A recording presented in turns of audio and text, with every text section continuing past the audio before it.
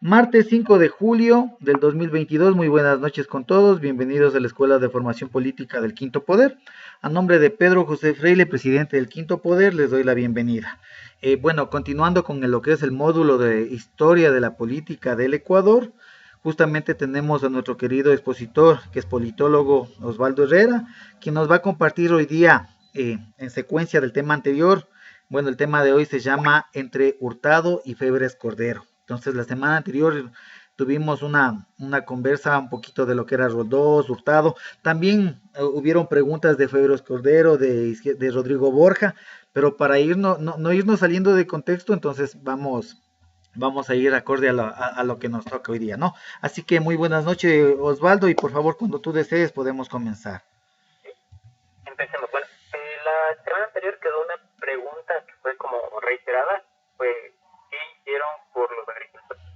Bueno, en ese momento lo que se hizo fue una ley de fomento y desarrollo agropecuario en el 79, pero la lógica de esta era someter a la reforma agraria a este proceso, ¿no? Pero la base de esto, como estábamos conversando hace un momento, era básicamente incentivar la inversión privada y la gran empresa agrícola, como la agroindustrialización de los productos.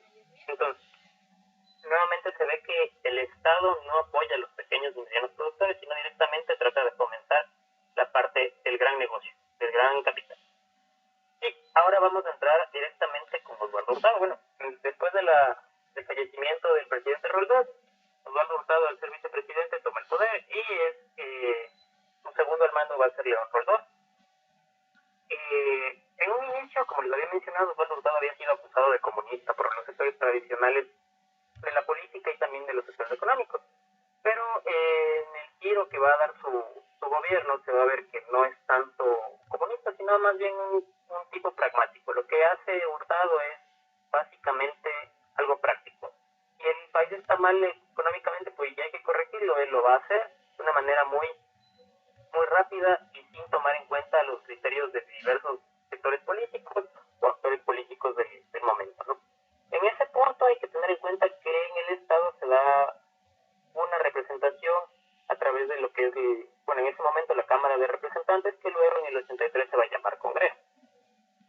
En ese momento hay este proceso de representación, pero a pesar de todo, las protestas siempre han sido como un canto común en nuestra política. En este periodo se dan 3 protestas a escala nacional, que son las huelgas nacionales protagonizadas por el PUB, una en el 81 y otra en el 82. ¿Qué pasa? El gobierno, como siempre, reprime las protestas en base a la Ley de Seguridad Nacional y estas protestas dejan varios muertos. Adicionalmente a eso, lo que les decía, Osvaldo Hurtado tuvo una serie de dificultades y entre esas también estuvo un crudo invierno que azotó todo el país, pero sobre todo la costa ecuatoriana. Y las afectaciones se calcularon en más o menos 640 millones de dólares de la época. Y lo que más se afectó fue la parte agrícola, campos, cosechas y la infraestructura vial. Vamos a ir viendo esto de una manera muy desmenuzada, sobre todo estos gobiernos, porque son los que van a dar la pauta de lo que va a suceder más adelante. Entonces vamos a verlo de una manera súper cronológica.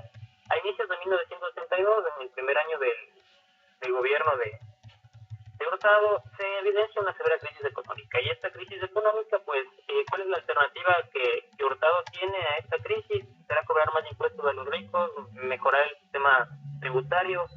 Pues no. Lo que se hace es una política de corte fotomonetarista. Y empezamos, en primer momento se liberan las divisas de las exportaciones que el Estado mantenía para mantener la equiparación del dólar con el sucre, ¿no? Y finalmente en ese momento también finaliza la política de estabilidad monetaria y cambiaria que se habían mantenido desde los años 70.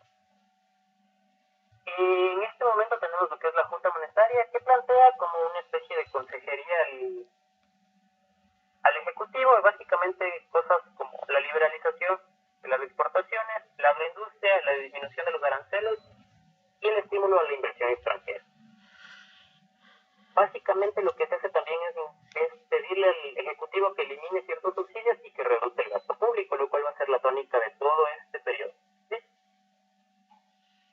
Para octubre de 1982 se trata de mejorar la situación de la Reserva Monetaria Internacional que el Ecuador mantenía. ¿Cómo se se hace esto? A través de una mezcla. Las políticas fondomonetaristas no siempre son políticas de liberalización de los mercados. A veces estas políticas tienden a lo contrario, que es a la reducción o la limitación de ciertos mercados. Entre estos, por ejemplo, la restricción de importaciones. ¿Por qué se restringen las importaciones? Para tratar de que la moneda local y la moneda internacional, en esa época el dólar, se quede en el sistema nacional. Pero finalmente esto no surte muchos resultados. El gobierno lo que decide hacer es una mezcla entre lo que le dijeron que debía haber hecho y una política propia, que es básicamente la revalorización del oro físico. ¿Para qué? Para darle un cierto empuje al sur. Elevar el precio de la gasolina. Como sabemos, la gasolina está subsidiada desde los años 70, entonces la elevación del precio de la gasolina es básicamente la reducción del subsidio a la gasolina.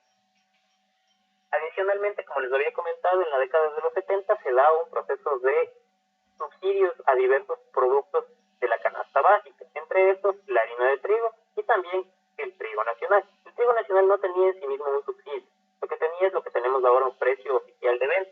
Lo que hace el Estado es básicamente aumentar el precio de venta, pero también elimina el subsidio de la harina de trigo.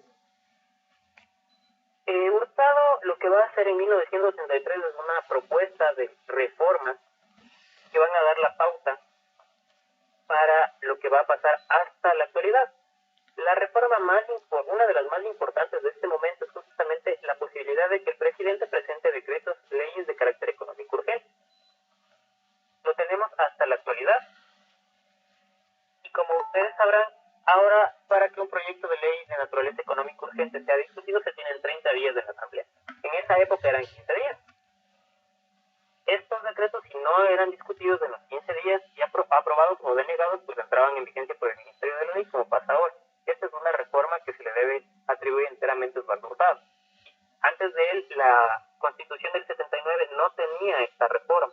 ¿Por qué? Porque se había visto en los periodos anteriores que los gobiernos, los ejecutivos sobre todo, abusaban de la posibilidad de generar decretos leyes, de ser legisladores y al mismo tiempo ejecutores de la ley. Entonces se eliminó esta potestad, pero Osvaldo Hurtado la reintroduce 4 años después de la aprobación de la Constitución. También se cambia de nombre al legislativo, así como les decía, la Cámara de Representantes por Congreso Nacional. Y se hace una transformación. No sé si ustedes recuerdan las elecciones de medio término que habían antes cada 2 años para escoger a los diputados. Se escogían solamente a los diputados provinciales. Esto pasó desde 1984 hasta el 98. ¿Qué pasa con esto? Osvaldo Hurtado trata de hacer esto porque ve el entuerto en el que se había metido Jaime Roldós. Entonces, para tratar de salir de este entuerto, lo que hace es que los diputados nacionales sean los únicos diputados que van a tener un mandato de 4 años, mientras los diputados provinciales tienen una elección de medio periodo cada 2 años, pero no se pueden reelegir para el mismo cargo. Entonces, ¿qué pasa? Muchos diputados provinciales salen y deciden optar por cargos, por ejemplo, de prefectos, de alcaldes, de consejeros provinciales y de concejales. El tema es que en esta Constitución se prohíbe la reelección. Pero eso es un problema para los partidos políticos. ¿Por qué es un problema para los partidos políticos? Porque no tiene mucha lógica que una persona se prepare, por lo menos estudie o aprenda para ser legislador durante 6 meses, 12 meses, 1 año, 2 años, en una escuela de formación política y finalmente en su cargo se va a quedar 2 años. Y eso con suerte. Sí, entonces lo que hacen en este momento y esta reforma es justamente afectar a los partidos políticos porque se desincentiva la profesionalización de la política. Entonces, muchos de los partidos aprovechan este punto para atraer a líderes locales, caudillos locales, caciques de ciertos espacios, para que atraer el voto de esta forma y aprovechar este proceso. Nuevamente regresan las medidas económicas y empieza la devaluación del sucre, que empieza ahora en 42 sucres por dólar. Y se establece un mecanismo de mini devaluaciones diarias, de 0.04 centavos y luego de 0.05 centavos. Esto en sí es importante, pero lo esencial es el proceso de devaluaciones que va a hacer con. Ahora vamos con una de las partes que fue esencial en la discusión de la semana anterior, que fue la securitización de la deuda. Como les había mencionado, Hurtado pone unas ciertas condiciones iniciales a la securitización de la deuda. Pero primero demos una vista como rápida. ¿Qué pasó con la securitización de la deuda? Recordemos que el dólar por sucre estaba a 42 sucres, ¿no? Se calcula que al inicio de la securitización de la deuda, el beneficio para las personas que van a ser beneficiarias justamente o objetivo de esta securitización de esta política pública es de 125 mil millones de dólares. Más o menos van a ser 1.629 millones de dólares. Lo que hacemos con esta securitización de la deuda es básicamente que el Estado asuma la deuda de los privados, es decir, una estatización de la deuda privada. ¿Sí? Lo que hacía básicamente el Banco Central era absorber esta deuda pagadera solo en sucres, congelar el monto que se iba a pagar y el Banco Central devolvía esta deuda en dólares. Uno de los beneficiarios, porque no hubo un criterio en el que se esgrima solamente beneficiarios nacionales, fue el Citibank. Justamente el Citibank va a ser beneficiario de esta securitización de la deuda, y luego en el gobierno de Borja se va a dar un episodio curioso porque el Estado ecuatoriano tenía ciertos ahorros en el Citibank, pero el Citibank lo que hace es quedarse con ese dinero del Estado ecuatoriano por una serie de entuertos legales que no fueron ajustados en su periodo o en su tiempo. Sí. Ahora veamos las condiciones iniciales de la deuda descritas por el propio Hurtado en su libro Ecuador 200 años. Básicamente lo que Hurtado nos dice es que la conversión de la deuda privada se hizo a un tipo de cambio vigente a la fecha y con un vencimiento de crédito en dólares. El plazo fue de 3 años con un año y medio de gracia y los deudores debían abonar una tasa de interés equivalente a la que estuviera vigente en el mercado y una comisión adicional al Banco Central del 4%. ¿Por qué? Porque Hurtado ya sabía que iba a haber este proceso devaluatorio, que él mismo lo llevó a cabo. Entonces la lógica de Hurtado era que el Banco Central no perdiera tanto dinero y mantuviera un cierto porcentaje de esta tasa, que es del 4%. ¿Sí? Estas son el inicio que Hurtado propone. Esto debía realizarse más o menos en 1984. Sin embargo, aquí vamos a dar un salto cronológico. Llegamos al gobierno de León Febres Cordero, ¿y qué pasa? En 1984 las condiciones de la securitización de la deuda se flexibilizan o se suavizan aún más. Se extienden los plazos de pago de 3 a 7 años. Los pagos que debían empezar con el año de gracia, el año y medio de gracia en el 85, deberían haber empezado, pero no se hizo sino hasta el 88. Se congelan las tasas de interés en un 16%, mientras las tasas comerciales superaban el 28%. Al mismo tiempo, se congela el tipo de cambio de esto a 100 sucres por dólar. Y como veremos, al final del periodo de Febres Cordero, la devaluación ya había llegado al límite récord. Entonces el Estado siguió perdiendo mucho más dinero. En este punto se calcula que los beneficios que obtuvieron las personas o las empresas que accedieron a esto fue de 600 mil millones de sucres. ¿Sí? Es decir, 5 veces más de lo que habrían tenido inicialmente. Tenemos una pregunta, Osvaldo. Por supuesto. Richard, por favor. Osvaldo, buenas noches, compañeros. Una consulta de la securitización, ¿qué sectores fueron los que se vieron más beneficiados? ¿Nos podrías aclarar? Ese fue uno de los inconvenientes que se tuvo en el proceso de securitización de la deuda. ¿Por qué? Porque el proceso fue confidencial y nunca se tuvo una lista completa de los beneficiarios. Es justamente como lo que se está haciendo ahora con el Banco del Pacífico, que las condiciones de venta son confidenciales y no se logran conocer porque son documentos clasificados. Entonces, se sabe que el Citibank fue uno de los beneficiarios por los rastreos que se hicieron en estudios posteriores, pero hasta la fecha no se tiene claro eso.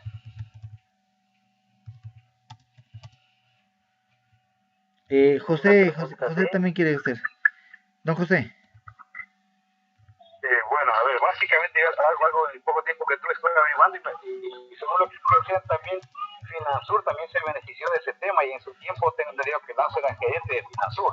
Ahora otra cosa, tomando en cuenta el tiempo de amortización y el negociado financiero, se puede decir que ellos tenían información clasificada, al igual que el tiempo de feriado bancario, cuando la gente de arriba, mientras todos nosotros perdimos dinero, nos fuimos a la nada, los de arriba se hicieron más ricos, porque ellos sí sabían lo que iba a pasar, porque al final, si ellos cogían su crédito una tasa de, de 40 sucres por dólar, después tenían que devolver en sucres a 100 sucres por dólar, básicamente se ahorraron un montón de dinero, y esos son los que pagaron, si es que pagaron también. Básicamente nos hicieron un feriado bancario y un robo más en esos tiempos. Claro, pero justamente como les había dicho, Hurtado se deslinda de responsabilidades de los textos que él escribe luego, haciendo qué cosa, justamente diciendo que si no se hubiera hecho esto, la parte privada de la economía del Ecuador hubiera colapsado. Entonces es como la razón por la que el Estado lleva esta política pública. Don Pero Osvaldo. si le tomamos en cuenta eso, alrededor del mundo, alrededor del mundo, todos los estados, todos los países están salvando empresas privadas y seguimos de crisis en crisis. Nunca se ha hecho nada bueno. No es que el Estado se haya beneficiado de algo.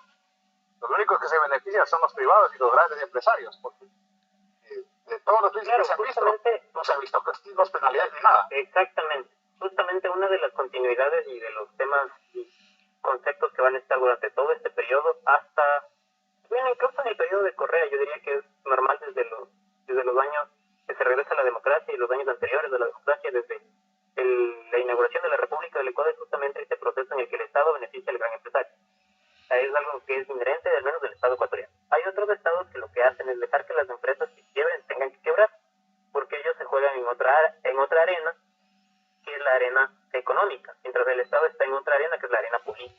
El Estado puede intervenir de forma política, de forma económica, pero la intervención que hace el Estado no determina el rumbo de la economía. La economía es un sistema mucho, mucho más complejo que el sistema político de cualquier país, porque la economía maneja variables que uno no puede tener ni siquiera en consideración en ese momento. Pero la política sí influiría bastante, porque estamos viendo que a nivel político hacen sus muñequeos y colocan las leyes que nos terminan jodiendo. Claro, justamente eso es lo que le digo. El Estado lo que hace es determinar ciertos elementos para la política económica, pero los elementos que el Estado da no son elementos que van a dirimir la forma en la que se va a desarrollar el sistema económico, porque al referirme al sistema económico no me estoy refiriendo a las operaciones económicas que pasan en Ecuador, sino al sistema económico a nivel global. Entonces, no hay ningún Estado que pueda determinar qué va a pasar con esas operaciones económicas. En el Estado ecuatoriano y en la frontera que opera en el Estado ecuatoriano, el territorio del Estado ecuatoriano, el Estado lo que puede hacer es beneficiar a las empresas, pero las empresas, esas mismas empresas, son las que van a determinar su propio destino. Finalmente, un ejemplo de esto es justamente en este periodo el ejemplo del Banco La Previsora. El Banco La Previsora fue uno de los primeros bancos en ser estatizado, salvado, y luego de eso vuelve a ser privatizado. Y finalmente en el 99 pues vuelve a ser estatizado, igual quiebra. Entonces, por eso mismo, eso es un ejemplo de lo que le digo. El Estado ecuatoriano puede beneficiar a las empresas, pero las empresas son las responsables de su propio destino. Finalmente, el Estado no les puede determinar lo que deben o no deben hacer, porque eso sería pasar de una economía, entre comillas, libre a una economía planificada. Tenemos... Bueno, solo que la pregunta que le hice, ¿había la posibilidad de que se exija transparencia en este proceso de parte de los otros actores políticos? ¿Hubo esos esfuerzos en el gobierno de Hurtado o no? ¿O siempre se manejó el sigilo y se respetó ese sigilo? Lastimosamente en el gobierno justo es algo que vamos a ver más adelante, entonces no les adelanto, pero la respuesta rápida es no. No hubo transparencia y no se trató de que haya transparencia. Hubo sectores políticos de izquierda, en este caso algunos, que plantearon esta posibilidad y demandaron esta cuestión, pero al ser esos años y aparte de eso, tener un marco restrictivo como la Ley de Seguridad del Estado, pues era muy complejo que se lleve a cabo. Tenemos otra pregunta, igual Osvaldo Herrera.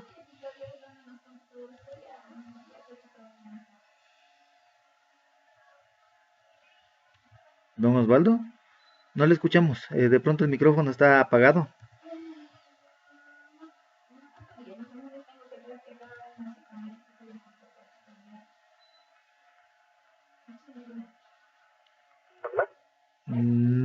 No le escuchamos, no sé.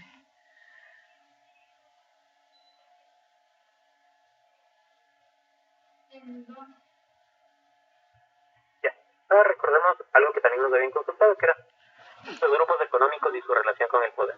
Justamente a 1983, antes de que entrara el gobierno de Flores Cordero, el mayor grupo económico era el grupo Novoa Marco de Rosemena Flores Cordero, que controlaba 18 empresas agrícolas, 12 empresas de otros sectores, 10 compañías comerciales, 10 inmobiliarias, 5 aseguradoras, un canal de televisión, un periódico, y aparte de eso tenía acciones en bancos como el Banco del Pacífico, el Guayaquil Previsora Industrial, Comercial y Territorial. Ya, ahora sí. Creo que ahí sí está el micrófono. ¿Aló? Sí, Disculpe. ahí sí. Allá. Bueno, buenas noches, felicitándole a Osvaldo, mi hijo, y a todos ustedes, señores, por el taller.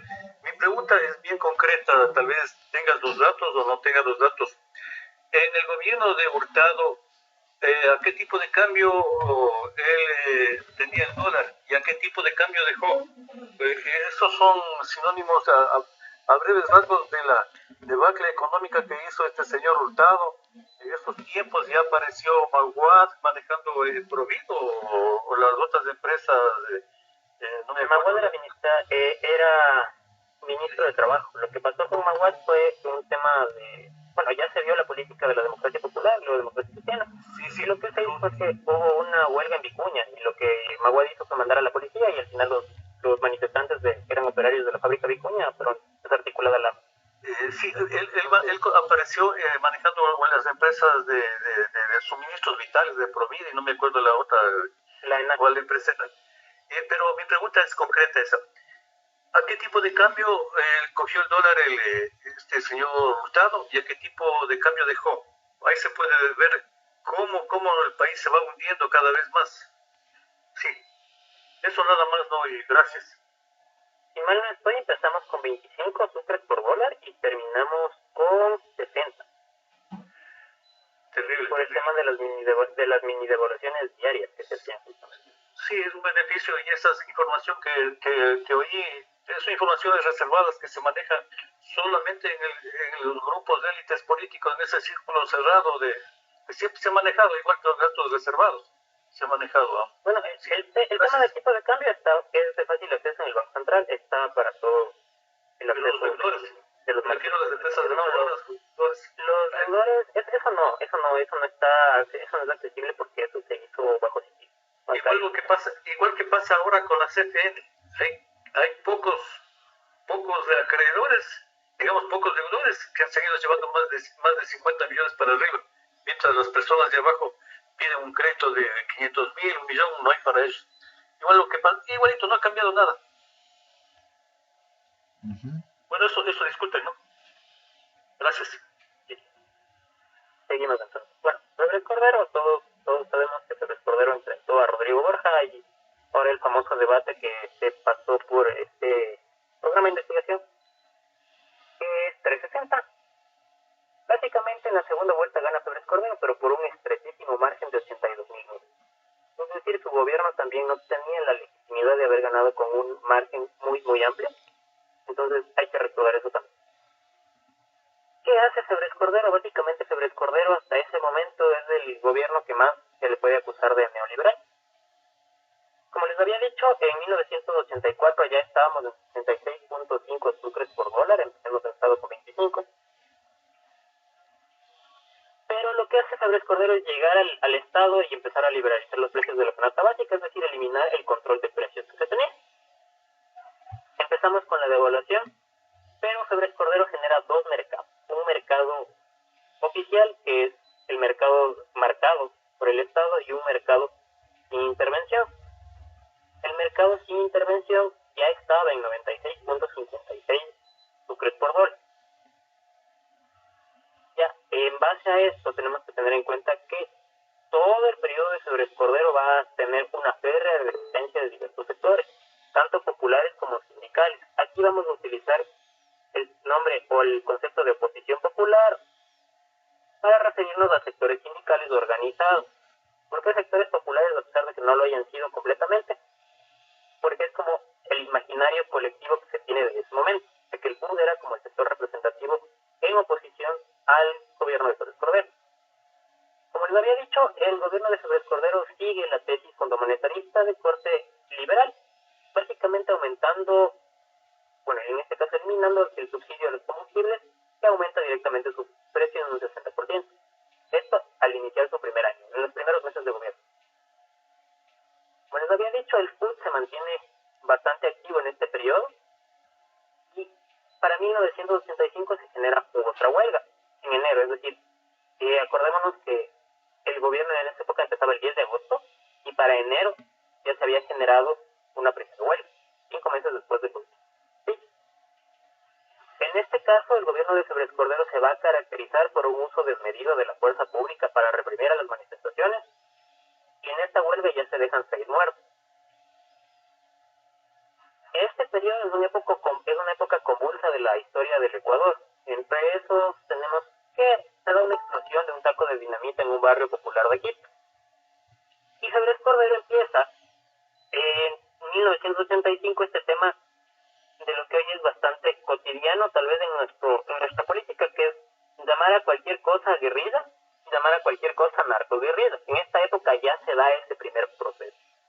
Febres Cordero califica de narcoguerrilla a grupos que no necesariamente estaban organizados o vinculados con el narcotráfico y la guerrilla, y a otros grupos como guerrilla. En base a este proceso, el gobierno de Febres Cordero empieza a utilizar la represión para cualquier clase de protesta o oposición popular. Formas organizadas, huelgas, paros, plantones, lo que se les ocurra, fue reprimido en el año. Se da una nueva huelga en marzo de 1985 y para agosto de 1985 se produce el secuestro de Nayib Isaías, que había sido, entre otros partidarios del gobierno de Febres Cordero. Algunos le acusan de ser financista del gobierno de Febres Cordero. La verdad es que criterios y elementos de juicio que nos puedan llegar a dar la verdad sobre este momento es bastante complejo encontrar. Lo que sí podemos recordar es que Febres Cordero en persona dirige el operativo de rescate sin querer negociar con los captores de Nayib Isaías, y finalmente Nayib Isaías y sus 4 captores mueren. Y el episodio es hasta ahora confuso y no se tiene claridad al respecto. Ahora, una de las preguntas que se hizo fue justamente, bueno, ¿y cuál es la relación de Alfaro Vive Carajo con Febres Cordero? ¿Y fueron guerrilla, no fueron guerrilla? ¿Qué mismo fue? A ver. Este es un breve resumen que nos sale del análisis, porque esto es un tema tanto de historia de los movimientos sociales como de las guerrillas y historia política en Ecuador, entonces es una pequeña mezcla de todo. Alfaro Vive Carajo como tal no se llamaba Alfaro Vive Carajo. Alfaro Vive Carajo era el nombre que la prensa le dio. ¿Por qué? Porque ellos se llamaban Frente Revolucionario del Pueblo, el Uruguay Alfaro. Alfaro Vive Carajo era la parte final con la que ellos firmaban sus comunicados, porque era Alfaro Vive Carajo al final de todos los comunicados. Ellos empiezan un proceso organizativo en Esmeraldas en el año 1983, como les había mencionado la vez anterior, con un grupo bastante pequeño. Y es decir, con 60 personas.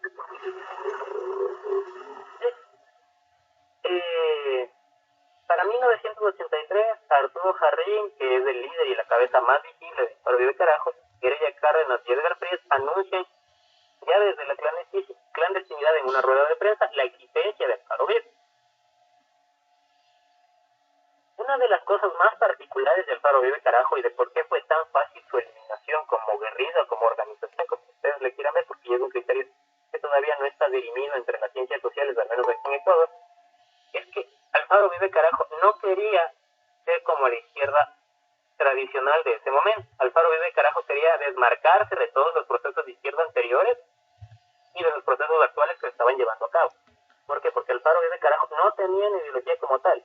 Arturo Jarrín en ese momento fue estudiante de Sociología de la Universidad Central y, si mal no estoy, avanzó a cursar hasta segundo o tercer semestre. Entonces no se puede hablar de una ideología concreta como Alfaro Vive Carajo planteaba estas cuestiones. Lo que Alfaro Vive Carajo tenía como ideario más abstracto, más general, era la implicación de los sectores excluidos de la sociedad ecuatoriana dentro de la propia política y como actores, es decir, sujetos políticos, convertir a los indígenas en sujetos políticos, a las mujeres, a los montubios, a los negros. Esa era la lógica de Alfaro Vive Carajo. Ese es como su planteamiento más acabado, su planteamiento ideológico más profundo y el más potente. ¿Qué pasó? Alfaro Vive Carajo existió, pero los mismos Alfaro Vive Carajo dan cuenta de que Alfaro Vive Carajo en su momento más potente no alcanzaron a ser más de 200 o 300 personas. Alfaro Vive Carajo recibió entrenamiento de las FARC, recibió entrenamiento y adoctrinamiento en Cuba y algunas cuestiones más que salen de todo lo que estamos hablando aquí. Eso es verdad. Pero ¿cuál es el tema? Alfaro Vive Carajo nunca fue un magneto para los sectores populares. Nunca los sectores populares dijeron, bueno, nos vamos a unir al Alfaro Vive Carajo. Muchos de los sectores populares lo que hicieron fue apoyar al Alfaro Vive Carajo en diversas formas, como brindándoles comida, refugio, escondiéndolos, pero nunca participaron activamente como miembros de la guerrilla o de la organización Alfaro Vive Carajo. Eso es algo que hay que entender bastante bien. ¿El tema cuál fue? Febres Cordero aprovechó la existencia de Alfaro Vive Carajo para este discurso securitista del Estado. ¿Qué implica este discurso? Que la seguridad del Estado estaba amenazada. Y Febres Cordero gastó una cantidad de recursos que, si bien era necesaria para dirimir o eliminar este proceso de Alfaro Uribe Carajo como una organización que quería subvertir el orden estatal, pues lo atacó de una manera sumamente grande y tal vez en algunos sentidos despilfarró recursos que necesitaba, incluso de forma propagandística.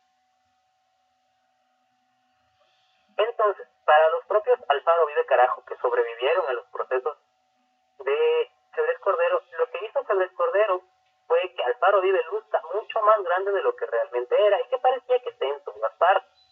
Eso es algo que es una hipótesis que ellos han sostenido y sostienen hasta la actualidad.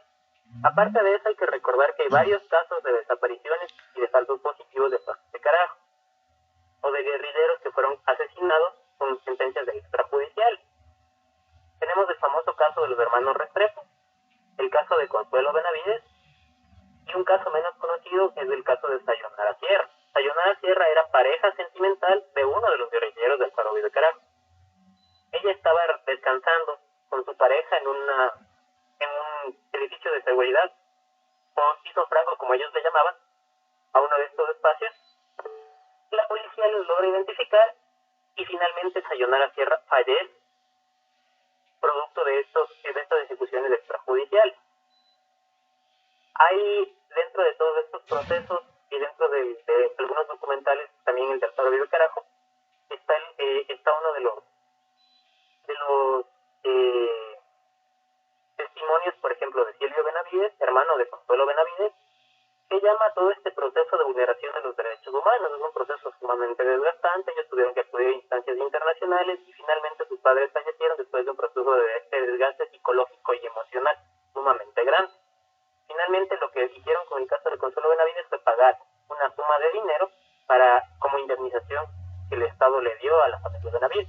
En el caso de Sayonara Sierra es otro tema bastante más complejo, porque algunos le acusaron de haber sido parte del movimiento y otros que no. Pero es importante el testimonio de su hermana Natalia Sierra, que actualmente es docente de la Pontificia Universidad Católica en Sociología. Volviendo al tema, tal vez alguna pregunta o duda sobre esto. 12. Sí, Richard. Sí, sobre lo que acabas de mencionar, ¿cuál fue el detonante para que el gobierno ya empiece a atacarles con rigor a los del Alfaro Uribe? Lo que pasa es que, como les había mencionado, el Alfaro Uribe es una organización que nace en el 83, pero realmente ellos no tienen una organización como la tienen, por ejemplo, guerrillas que sí fueron guerrillas como las FARC, que están organizados como un ejército, que tú puedes ver este proceso organizativo en base a escalones y todo este proceso.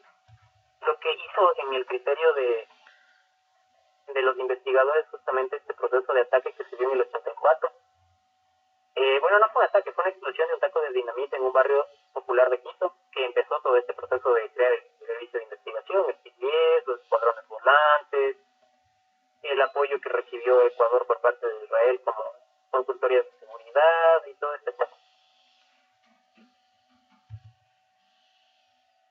Tenemos otra pregunta de don José y luego José Terán. Y bueno, básicamente, tomando en cuenta lo que también estaba revisando, eso fue, se puede decir que al igual que en estos tiempos, simplemente plantar falsos positivos para deshacerse de enemigos políticos prácticamente. Escudados que en ese tiempo no había mayor información y lo que pasaban por los medios de la ley, a diferencia de hoy en día que por internet cualquier grabación del teléfono uno se entera de cualquier cosa hoy en día. Y el tema, por ejemplo, en esos tiempos también se decía de que incluso Carlos Vera, creo que es en gran parte de Alfaro Uribe Carajo, ¿verdad? ¿Sabe que sobre Carlos Vera sí no puedo dar la información certera? José Terán. Claro, pero ahora Los de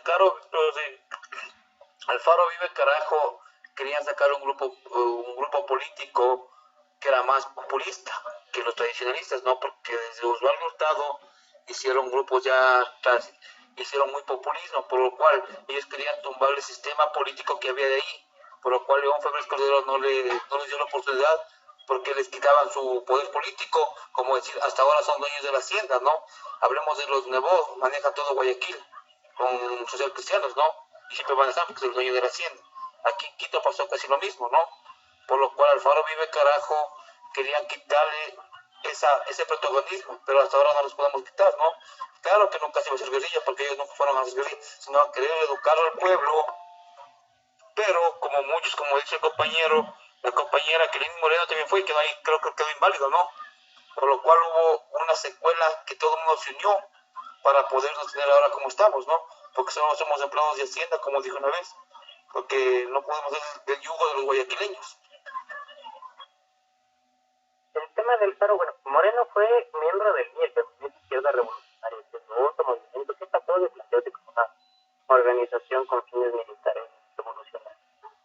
Pero el tema del paro, yo creo, más que un proceso político como tal, pues el tema también es que Alfaro Vive Carajo se organizó en base al liderazgo de Arturo Jarrín, que es la figura más importante y la más relevante dentro de todo el proceso organizativo del Alfaro Vive Carajo. Después de la muerte de Arturo Jarrín, que también fue en ejecución extrajudicial, Alfaro Vive Carajo se desintegra en un montón de pequeñas células que van a pervivir hasta los años 90.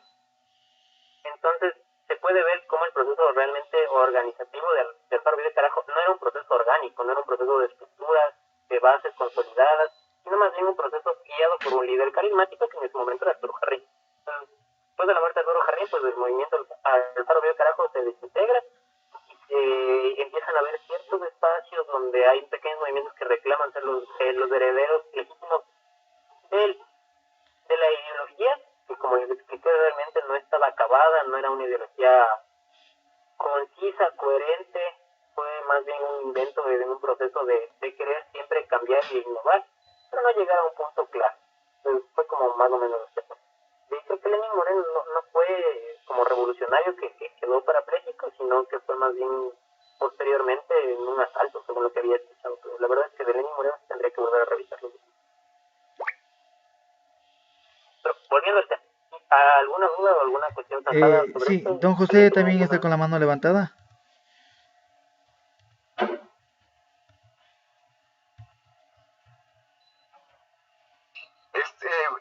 Jarrín, ya que el apellido suena, ¿tiene algo que ver con el que está hoy en día, con el que estaba en el gobierno?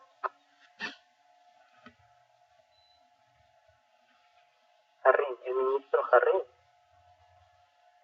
Me parece que no, porque realmente Arturo Jarrín era una persona proveniente del sector popular.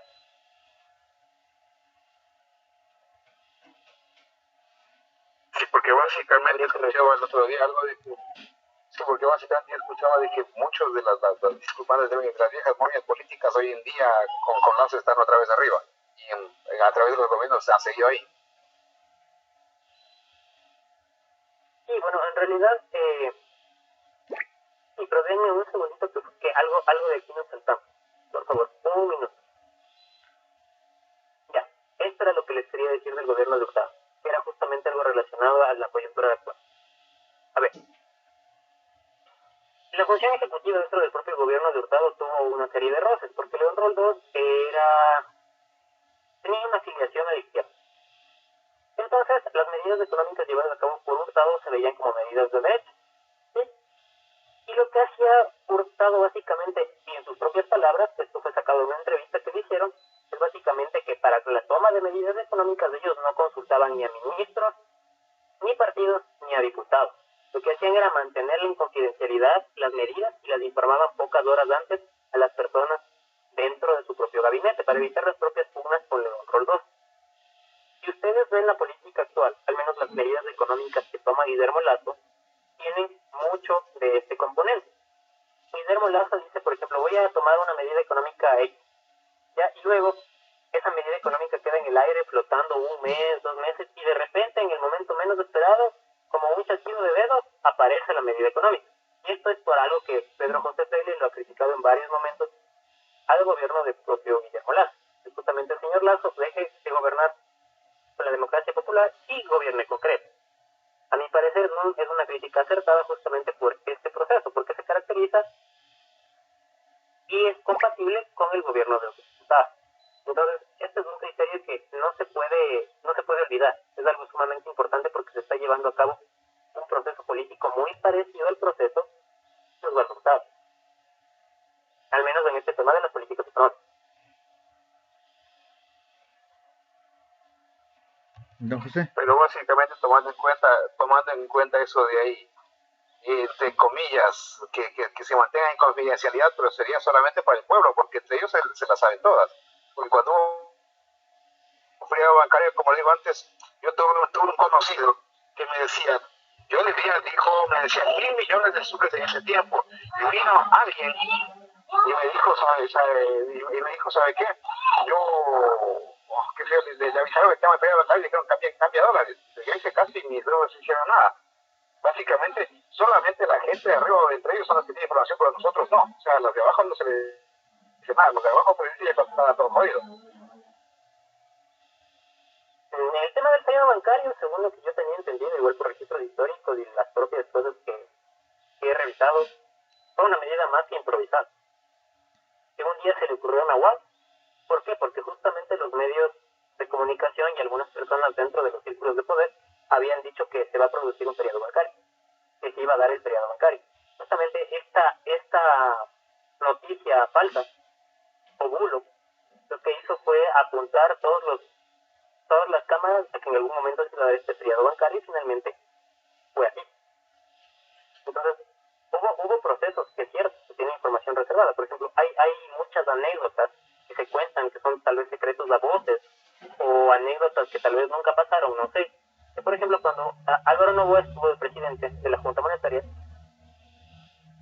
a él le llegaban, ¿no?, los registros de cuál iba a ser la moneda más importante. Entonces lo que él hacía era especular con estas monedas y comprar la moneda que iba a ser más en dólares. Por ejemplo, cuando todavía había marcos alemanes, compraban marcos y los vendían. Cambiaba en dólares, compraba libras. Entonces eso es como un secreto a voces, tal vez, no sé, o unas anécdotas que no tienen o tienen mucho asidero. Eso es algo que yo ahora no les puedo responder, porque hoy estamos viendo resultados de una investigación que se hizo. Entonces, esto es básicamente criterios aplicados a ciencia. En la ciencia tenemos la verdad y la mentira, o la verdad o lo falso, y ahorita yo no les puedo, eso ya es un criterio personal que en algún momento podemos tomarnos un café o una cerveza y compartir esas cosas, pero en estos puntos es algo bastante más científico que importa. Entonces, los criterios que yo les dé ahora son criterios netamente científicos como resultados de una larga investigación. Es como lo que se escucha, por ejemplo, cuando, por ejemplo, en Guayaquil, así, se enteran de que usted tienen información privilegiada que van a realizar una ciudadela o un centro comercial en algún lado. Entonces ellos compran las tierras de ahí y luego las venden por lo que sube la plusvalía, algo así. Claro, justamente eso fue un tema que hubo, no sé si las personas de Quito recuerdan el debate que hubo entre el alcalde Barrera en esa época, el candidato alcalde Rodas. Básicamente el reproche que le decía el alcalde Barrera a Rodas era que Rodas venía de los grupos políticos que habían aprovechado la información privilegiada de la época de gobierno de Sixto Durán Ballén para comprar terrenos en lo que hoy es la Ruta Viva. Y que cuando ellos estaban tratando de hacer la Ruta Viva, no podían porque estaban en juicios por el tema de adquirir esas tierras. Entonces, que básicamente había mucha gente beneficiada por esos procesos. Al menos aquí en Quito fue algo público que se hizo en radiovisión, y el reproche que se le hizo fue directamente del alcalde Barrera a Rodas. Don José. Y básicamente esos son los secretos a gritos que se van por todos lados prácticamente, porque es así, muchos políticos han progresado de esa manera. Información privilegiada que uno se entera básicamente al final, y así ha sido todo siempre. Richard. Me quedó una duda sobre el tema de la conversión de la deuda en dólares de las empresas privadas. Se tiene una conclusión, sé que no se sabe de las empresas, pero ¿cuánto perdió o ganó el Estado como tal de esa operación, o no? No hay tampoco esa información. Sí, eso es algo que ya les había mencionado. El Estado perdió 600.000 millones de sucres, a un cambio más o menos de 100 sucres por dólar, que es una cantidad bastante grande. Por eso es que la deuda en el periodo de Febres Cordero y de Hurtado crece. La deuda externa crece porque la deuda pública, cuando uno se pone a ver las tablas comparativas de la deuda pública y la deuda privada externa de Ecuador, la deuda en este momento crece exponencialmente, la deuda pública, porque la deuda privada baja, pero es porque la deuda privada se absorbe a través del Estado. Claro. Bueno, continuando con lo de Febres Cordero, si es que no hay alguna otra duda. básicamente hay que recordar que en el periodo de Sobres Cordero fue un gobierno netamente autoritario. Eso es algo que pues, no hay que tener más que recuerdos o alguna cierta memoria para saberlo. ¿Por qué fue autoritario? Incluso su vicepresidente estuvo en su contra. Y eso es algo que realmente en los periodos democráticos no se ha vuelto a ver hasta el momento de Moreno Glass. Entonces no es algo que se pueda ver con mucha facilidad en Ecuador. Se vio en el periodo Hurtado Rotó y luego en el periodo Sobres Cordero Peña Red. Pero no es algo como que muy común. Pero esto fue justamente por el manejo autoritario de la política que hizo Leónidas de Cordero. Dentro de esto también se puso de moda el término pugna de poder, porque se volvió a dar una pugna entre el Ejecutivo y el Legislativo.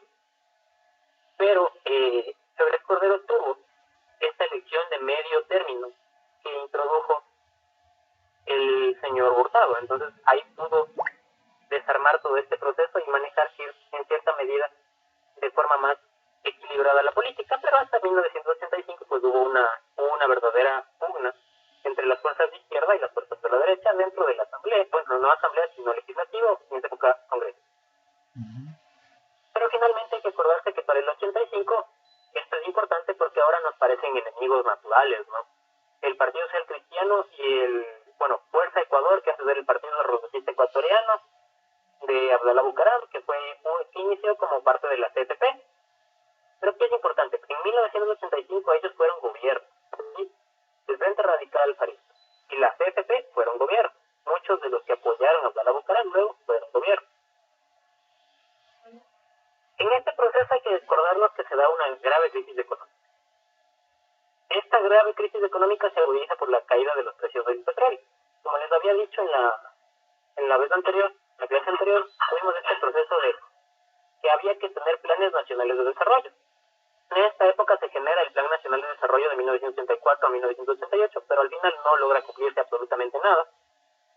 Y para 1986 ya se produce una nueva devaluación. Y como les había dicho, el Sucre a cambio oficial ya llega a 96,50. Habíamos empezado en 66. Tenemos otra pregunta, esto, amigo, pues, antes. José Terán, ¿algo ibas a preguntar? Una pregunta, no es una lectura mía, entonces nos damos cuenta que en el Ecuador siempre jugaron con nosotros y con nuestros padres, ¿no? Fueron utilizados desde el comienzo que Luis Hurtado manejó la política, nos dividieron en dos sectores. Uno los sabidos, otros los pendejos. Y los pendejos seguimos en el medio, porque entre ellas familias se siguen dividiendo el poder empresarial, el poder político, y más luego también van al poder político y maneja el poder empresarial. Para mí Correa fue un tipo tan inteligente que lo hizo lo que hizo Osvaldo Hurtado. Estábamos en el pasado, ahora vivimos el presente, para mi criterio, no mi lectura que estoy viendo este rato. Entonces, Correa, ¿qué hizo? Hizo nuevos ricos, nuevos empresarios. Lenín Moreno hizo la mejor jugada, que nos manipuló, y Lazo está haciendo la mejor jugada para que venga la nueva izquierda y la nueva que saca de pobreza, después de la nueva derecha. Bueno, es mi lectura lo que se dándome cuenta desde que Osvaldo Hurtado manejó la política en el Ecuador, ¿no? Y comenzamos a consumir los dólares con el FMI. Don José. ¿Alguna otra duda? Eso mismito, compañero, como siempre he dicho, son la misma vaina, lo único que cambian es de cara. Pero realmente hay un proceso, bueno, personalmente yo creo otra cosa, yo creo que este proceso económico y político es bastante dinámico. ¿Cuál es el tema en Ecuador? Que las familias se mantienen como ciertos elementos cerrados, por ejemplo, la política, si uno regresa a ver, desde esta época está Nebot, Sobres Cordero, el mismo Hurtado, Borja, pero son como las partes más visibles del componente político. Pero si nosotros nos ponemos a ver todos los actores políticos, eso ya sería algo mucho más complejo. Pero si nos ponemos a ver, por ejemplo, el surgimiento de grupos económicos nuevos, el surgimiento de nuevas formas de hacer negocio y de todo este proceso, es algo que va a ser dinámico. No va a ser tan dinámico en Ecuador, ya ustedes lo dijeron correctamente, pero relativamente es un poco dinámico. El poder político se desplaza a ciertos sectores y se vuelve a juntar en otros sectores, porque justamente es un proceso dinámico. Entonces, que no siempre está la derecha o la izquierda en el poder, al menos en Ecuador, hasta el gobierno de Borja, pues era una especie de alternancia entre izquierda y derecha desde el retorno a la democracia. Pero este es un proceso que justamente se da bastante dinámico y que tampoco se puede tener una lectura clara porque los partidos políticos en Ecuador y los propios políticos no tienen una convicción ideológica. No es que, por ejemplo, llegó Hurtado y dijo, bueno, yo tengo esta creencia relativamente en favor del Estado y de los pobres y voy a mantener las políticas de este tipo a pesar de la crisis económica. No, Hurtado se dio la vuelta y lo que hizo fue regresar a ver la semilla. Febres Cordero también tenía su ideología política, que es, bueno, Febres Cordero realmente nunca tuvo ideología política. Ese es un acto como que, esa es una anécdota que casi nadie sabe de la política ecuatoriana. Febres Cordero no sabía, o sea, Febres Cordero fue reclutado en el Partido Social Cristiano después de la muerte de Camilo Ponce. Y Febres Cordero no le gusta y nunca le gustaron los partidos políticos. Por eso es que siempre propuso la posibilidad de que los independientes, es decir, cualquiera de nosotros, pueda participar en la política sin formar un partido político. Díganos, compañero José.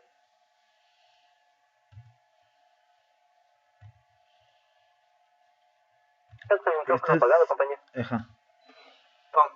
Si el Ecuador se quería parar, ¿no? Y si el FMI quería ayudar, Iván Hurtado ya estaba en el boom del cacao y del petróleo, por lo cual el país podía industrializarse. Solo se industrializaron las familias poderosas de Guayaquil, ¿no? Hablando los Novoa, los Bucaranes, Víctor Muñoz con las camaroneras. Entonces ellos, como dijo Marlos, se apropiaron de todos los terrenos y sabían cómo iba a crecer la población y qué más podía producir el país porque no hubo más producción. Entonces yo creo que más fue un populismo y matarnos pueblo con pueblo, por lo cual ellos solo pelearon desde ese momento y dijeron, aquí está la herencia de nuestros hijos y aquí estos van a trabajar para nosotros y se van a matar por nosotros como si este paro, no pasó nada. Se mataron era por gusto, porque nos gusta tirar piedras y por gusto, y siguen manejando las mismas políticas, los mismos impostadores que importan millones y millones y que creo que mandamos a todo el mundo, ¿no? No llenamos ni un estado de Estados Unidos, pero nos daban el cerebro como que ellos ya un complot bacano que tienen y que los van a seguir manipulando. Yo creo, como se dice aquí, todos saben, ¿no? ¿Será hora de romper el sistema o será de aguantar eso, ¿no? O de educar a mucha gente con los talleres que hay, porque vemos que el país cada vez está peor que antes. Claro, es un proceso educativo, porque al final, por ejemplo, estas son cosas que casi nadie recuerda, de los que vivieron en esa época y que de los que no vivimos de esa época casi nadie sabe. Muy poca gente sabe, y es un conocimiento que realmente no es tan difícil de adquirir, pero es un conocimiento que si uno no le tiene gusto, pues no lo va a adquirir.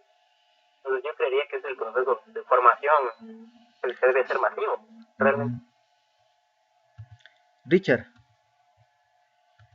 Sí, disculpa. Yo tengo que una de las cosas quizás positivas que veo en el gobierno de Hurtado es que se hizo una corporación de estudios para el desarrollo de realidad económica y social de América Latina. ¿Funcionó a la final eso?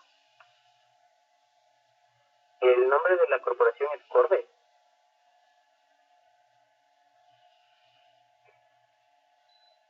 Aquí en la lectura aquí se me da como si para el desarrollo de la realidad económica y social de América Latina nada más, no me da un nombre. Dame un segundo para revisar el dato, porque creo que es Corbe. Podríamos estar hablando de cosas diferentes. Sí, por favor, Corbe. O sea, la pregunta iba de pronto evaluar también qué cosas positivas podemos ver en esos periodos. Sí, pero dentro de las cosas positivas, por ejemplo, yo rescataría del gobierno de Hurtado es que se realizó, bueno, me parece muy difícil de rescatar algo provechoso dentro del gobierno de Hurtado. El tema, ¿por qué? Porque en el gobierno de Hurtado, como se puede ver, pues la evidencia es bastante contundente, pero la corporación que tú te refieres es un think tank, es una organización creada para tener un plan de gobierno, una organización creada para pensar la política, para pagarle a gente para que se dedique a hacer estudios sobre la política, la realidad latinoamericana, la economía, sobre estos temas. En este periodo Corbes se funda, pero luego va a ser importante en el año 97 porque Corbes va a ser la base fundamental para la Constitución de 1998. Corbes tenía muchos de los lineamientos y de las ideas puestas dentro de esta Constitución. Entonces el papel que juega Corbes es un papel como el de Ecuador Libre, no sé si han escuchado. que es la ONG que creó Guillermo Lazo justamente para pensar sus planes de gobierno, que finalmente estuvieron implicadas ciertas figuras dentro de ese proceso, como la subsecretaria de Derechos Humanos, que finalmente renunció antes de cumplir el primer año de gobierno. Entonces, hay ciertos elementos que pueden servir, pero lastimosamente Cordes no es uno de esos elementos, porque Cordes fue una fundación que se creó como una ONG que se creó como para poder estudiar la realidad latinoamericana y tener una respuesta a los posibles escenarios políticos.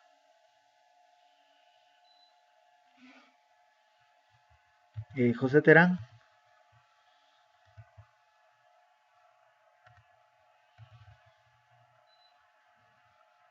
José Terán, parece que tenías levantada la mano.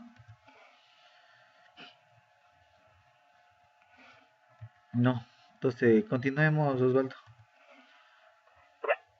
Bueno, como les había mencionado, pues ya habíamos llegado a los 96.50 sucres por dólar en el mercado oficial, que siempre es un poquito más alto que el mercado libre. Y el mercado, entre comillas, libre, porque era un mercado en que estaba intervenido por el Estado, pues ya llegamos a 108 para compra y 110 para venta. Ya, entonces, para 1986, Febres Cordero propone una nueva modificación constitucional, y aquí esta es una de las variables de la política ecuatoriana que va a ser constante hasta nuestros días. Casi todos los gobiernos generan reformas constitucionales. ¿Por qué? Porque tratan de convertir la Constitución, que es la ley magna, la ley que pesa sobre las otras, en constituciones para su talla y su forma de ver el mundo. Y Febres Cordero no estuvo exento de eso.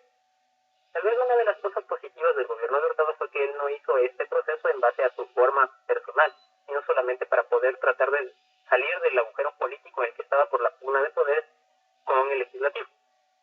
Pero uno de los elementos que sí se puede destacar es este proceso de reformas que se hizo como objetivamente, pero al final llevó a otros resultados inesperados. La reforma de Febres Cordero se basó en puntos legales importantes. Uno de esos es justamente ampliar el lapso de que una persona puede estar detenida sin presentarse a juicio, que era 48 horas.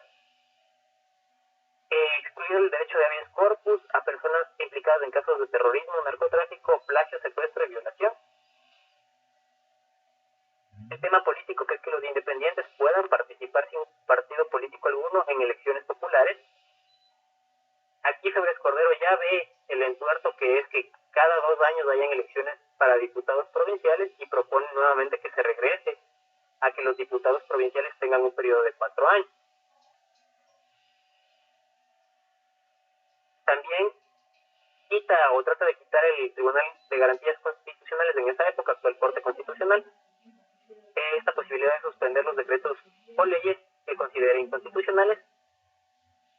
Y uno de los elementos importantes a considerar es justamente que quería conferir al presidente de la República la facultad de expedir decretos y leyes para gobernar en los estados de emergencia. Esto es importante porque si hubiera pasado esta reforma constitucional, pues Febres Cordero podía declarar estado de emergencia. Una vez declarado el estado de emergencia, podía enviar cuantos decretos, leyes él considere necesarios, sin que estos pasen por una discusión legislativa jurídica apropiada. Es decir, si él quería, por ejemplo, en ese momento dirimir este proceso de control de precios, podía haber eliminado el control de precios a todos porque estaban en un estado de emergencia. Entonces, esto le daba poderes casi absolutos, al menos en la parte legislativa. Finalmente, esta propuesta de reforma no se aprobó. ¿Por qué no se aprobó? Porque hubo esta resistencia, tal vez popular, tal vez no popular, del PUD y del Frente Popular para los derechos. Ahora hay que acordarse que Febres Cordero enfrenta de una consulta. De pronto tú, con tu experiencia igual en lo que es como politólogo y todo eso, ¿no crees que de pronto León Febres Cordero, o sea, quiso él cambiar los diputados, como dices, de 2 a 4 años? Tal vez porque en ese momento el Partido Social Cristiano tenía bastante fuerza y ellos querían igual seguirse manteniendo ahí en los curules, como cuando pasó con lo que es la Revolución Ciudadana, por ejemplo. Entonces, tú te acuerdas que esa asamblea, todo el mundo era de la 35 y todo lo que levantaban, o sea, lo que decía el presidente, el resto solamente levantaba la mano y se aprobaba. Entonces tal vez Febres Cordero tal vez también quiso hacer algo así. Yo creería que sí. Es un elemento que es indisoluble de este proceso. Porque al tener mayoría todo el mundo quiere quedarse, bueno, quiere o quedarse en el poder o sostener esa mayoría. Porque cree que lo que está haciendo es por lo correcto. Generalmente se juzga la política desde una perspectiva moral, pero la perspectiva moral que nosotros tenemos no va a ser la perspectiva moral que tiene toda la sociedad, sino una pequeña fracción o un grupito de personas.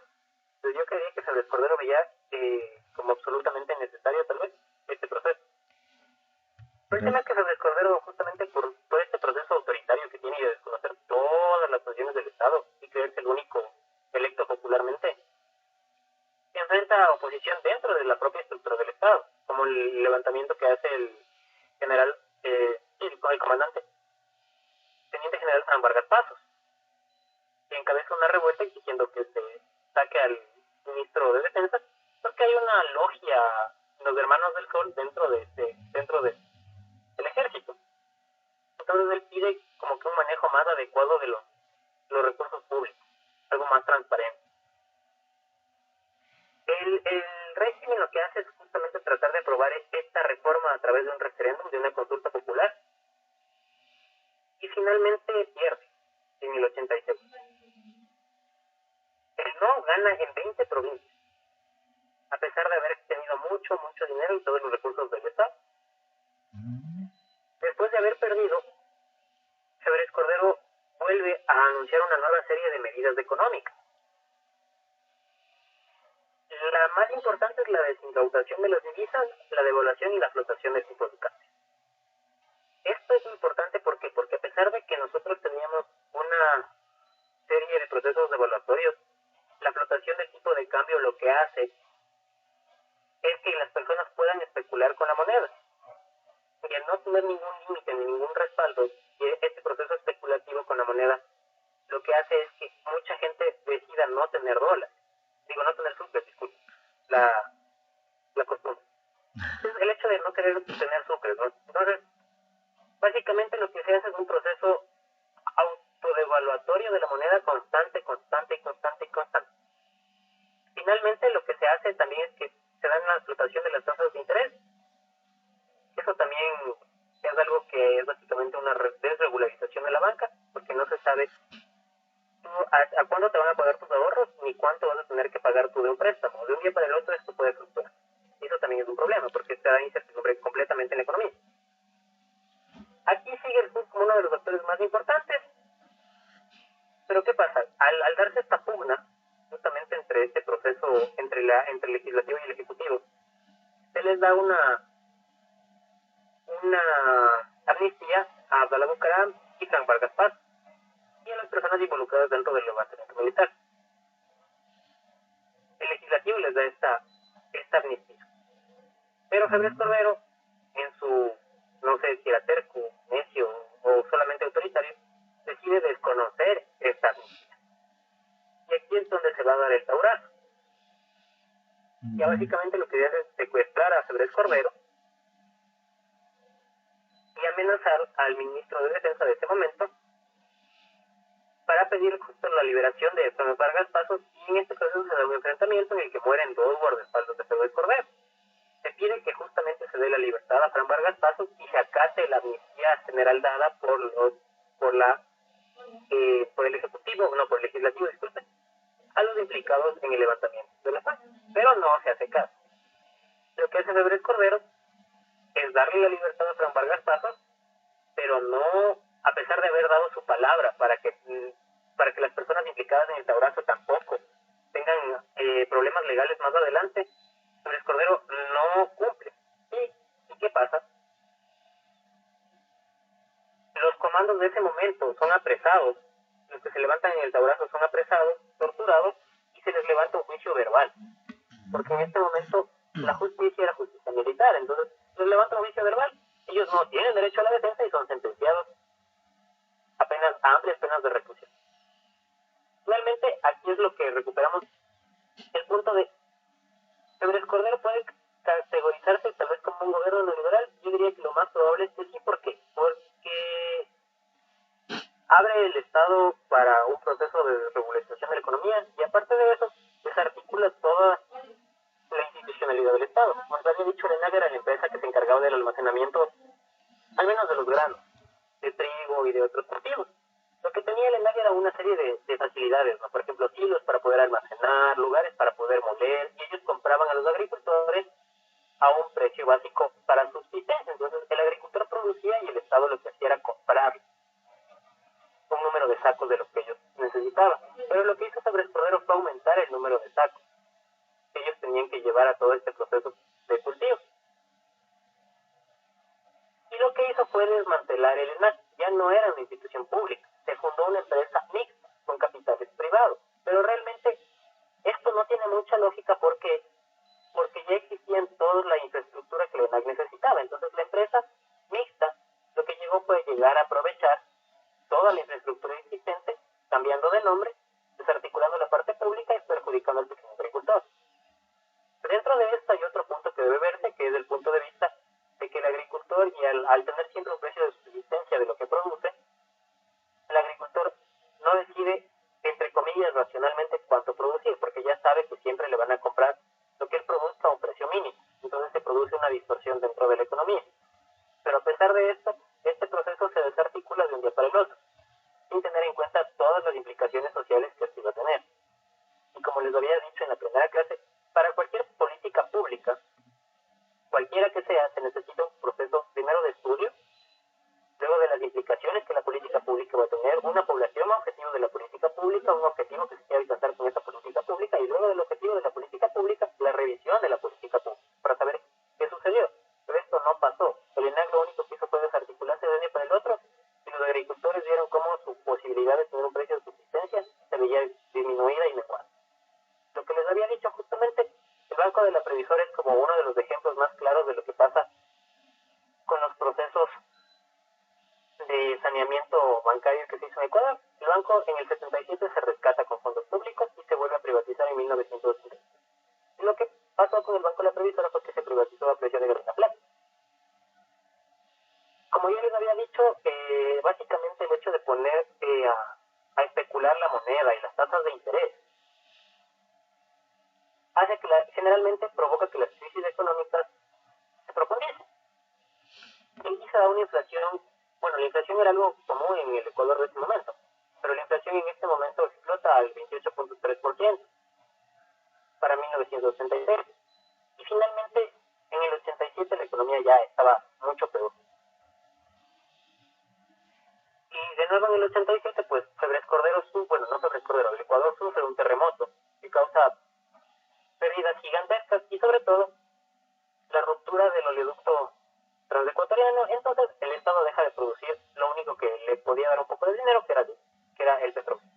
Y al dejar de producir el petróleo, pues se deja de pagar la deuda externa y se contrata más deuda. Don José, Ahora tiene también, una pregunta, Osvaldo. Bueno, básicamente viene a ser lo mismo que están haciendo ahorita, desprestigiar la empresa pública, desmantelarla para venderla a precio de gallina con peste. Viene a ser básicamente lo mismo, porque supuestamente lo privado es eso. Claro, es lo que están haciendo. Es la misma estrategia. Simplemente que la gente está engañada porque todo el mundo repite lo mismo, que el privado es mejor que lo público, supuestamente. Y según la historia vamos viendo que no es así tan así que se diga. Nosotros hemos salvado a los privados muchas veces. Tengo Es la misma estrategia que generalmente se tiene. Sí, tengo otra pregunta, Alexandra. Hola, buenas noches. Hola, buenas noches. Quisiera contar algo de lo que dijo el compañero antes. Pues bien sabemos que dentro de la Constitución se enmarca que lo público es mejor y que los sectores estratégicos del país nunca deben privatizarse. Ahora, en cuanto a lo que dicen que se está haciendo lo mismo que desprestigiando a la empresa pública, voy a tomar el caso particular de CNT y me encantaría escuchar criterios. Bueno, CNT es una empresa pública. Esta empresa pública provee de servicio de internet a gran parte del país. Ahora bien, CNT tiene las infraestructuras, tiene, como se dice, las torres para las antenas, pero vemos que está decayendo la empresa pública, ya que no se le da mantenimiento, hay corrupción. Por ejemplo, yo me cambié de CNT a otra empresa de internet porque habría corrupción, siempre nos cobraban el doble, o de 2 meses nos cobraban 3, 4 veces, en mi casa, mis papás. Entonces se podría ver que ya no sé, o sea, CNT tiene un gran potencial, no solo para crecer dentro del país, sino a nivel internacional, porque tiene infraestructura, tiene todo lo que se necesita, pero vemos que el presupuesto o el Estado no invierte en esta empresa, por lo tanto va en decadencia. Ahora bien, mi punto en cuestión es que se debería mejorar lo nacional, lo nuestro, lo que pertenece a la empresa pública, así como lo está haciendo China, Estados Unidos en geopolítica. Alguien que sepa de geopolítica me va a dar la razón y lo va a entender. Entonces, ese es mi punto de vista. No sé, te expliqué bien. Ya. A eso, por ejemplo, tienes que tener en cuenta varias cosas. CNT nace un gobierno de Correa. ¿Qué pasa previamente de CNT? Existían dos compañías de telecomunicaciones en Ecuador, Pacifictel y Andinatel. ¿De dónde nacen Pacifictel y Andinatel? De MTEL, que era la empresa de telecomunicaciones de Ecuador. ¿De dónde nace MTEL? Del IETEL, que era el Instituto Ecuatoriano de Telecomunicaciones.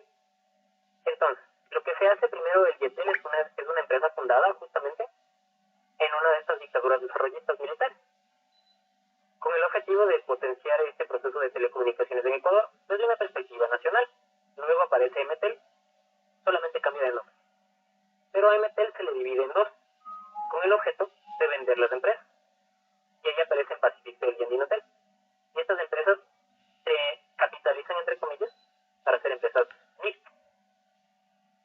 Finalmente se trató de vender Pacifictel y Andinatel en 2 o 3 ocasiones, pero nunca se logró vender. ¿Por qué? Porque hubo unas políticas. Muchas personas dentro del legislativo, justamente, diputados, acusaban a las personas que dirigían Andinatel o Pacifictel de que ellos tenían conflictos de interés, porque ellos trabajaban para otras empresas internacionales que querían adquirir estas empresas justo a precio de gallina plata.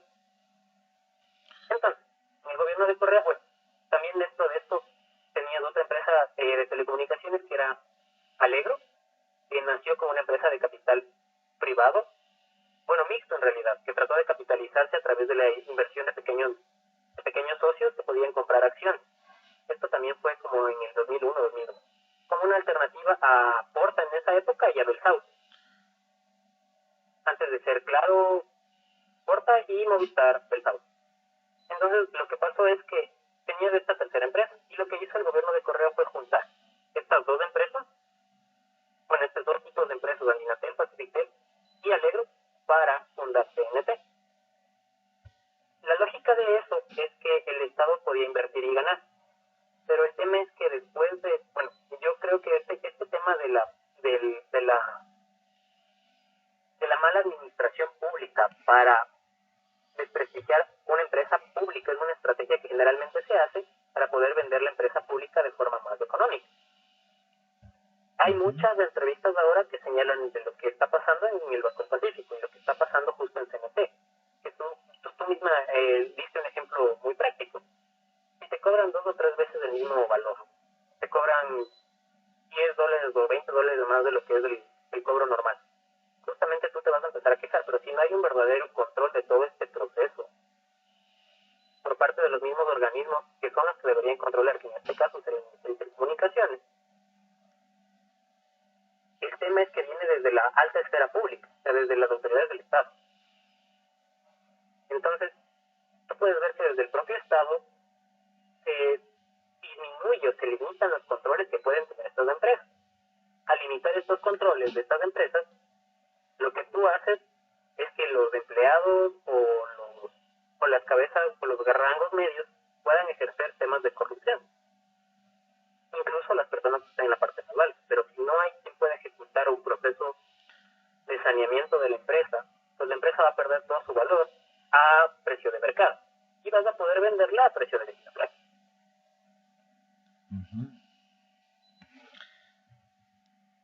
Don José.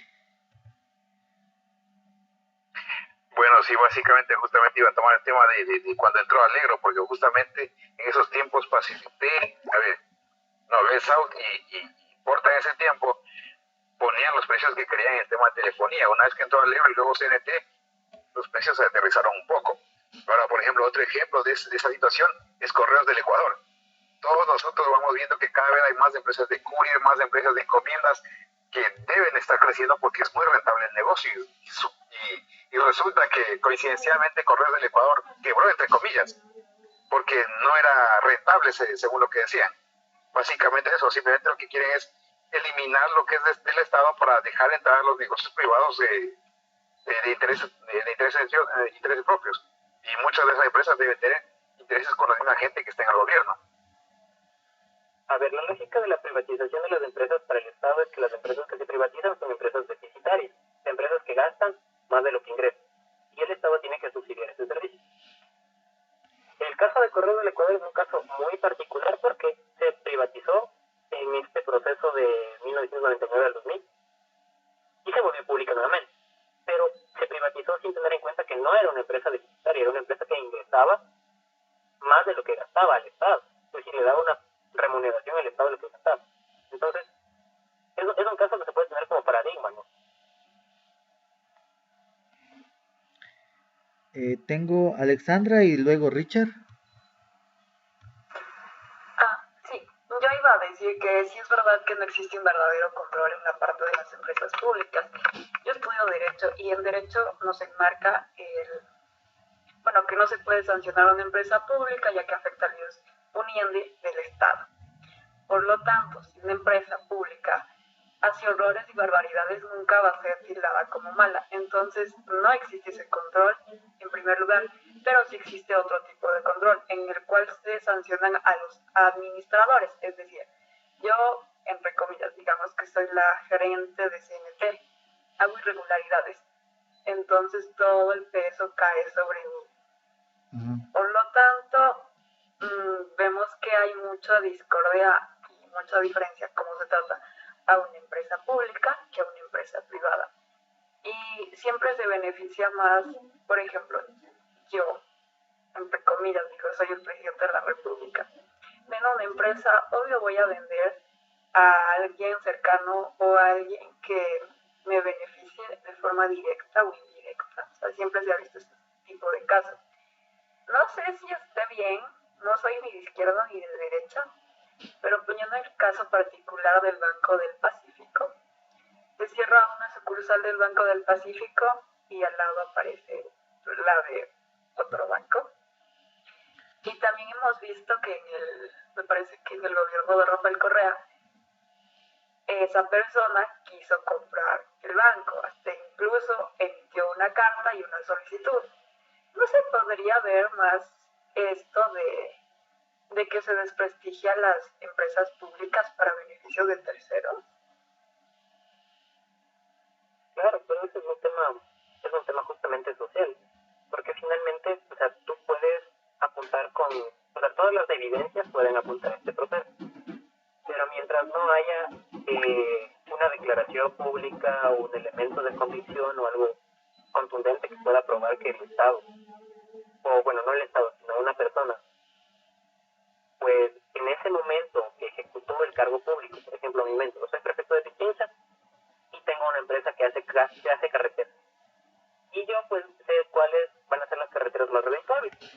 Entonces, yo me retiro de mi empresa y pues solo ejerzo como prefecto. Pongo todas las acciones a nombre de mi hermano. Yo pongo las acciones a nombre de mi hermano y pongo para que la empresa pueda participar en las negociaciones. Pero como yo ya no estoy como accionista, pues ya no puedo hacer nada. Entonces, técnicamente, es algo que uno puede ver y puede creer, pero si no hay la prueba sustancial, pues finalmente el valor que se le da no es un valor completamente verdadero, sino un valor que nos puede convencer a unos, pero a otros no. Richard. Sí, muchas gracias. En los dos periodos, tanto de Hurtado como Flores Cordero, haces mención a las huelgas nacionales.